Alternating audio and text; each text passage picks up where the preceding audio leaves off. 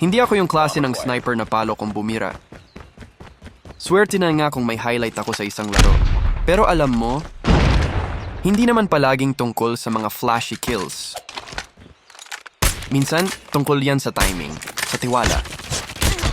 Yung alam mong may 3 taong nag-aabang sa signal mo at isang maling galaw lang babagsak lahat. Madali magmukhang bida kapag ikaw ang pumatay.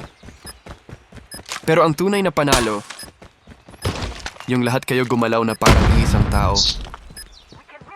Teamwork, coordination, disiplina. Yan ang sikreto ng mga imposible. Kaya hindi ako palaging bida sa highlight. Pero kapag kailangan ng tahimik na mata, nandito lang ako sa naghihintay ng tamang tira.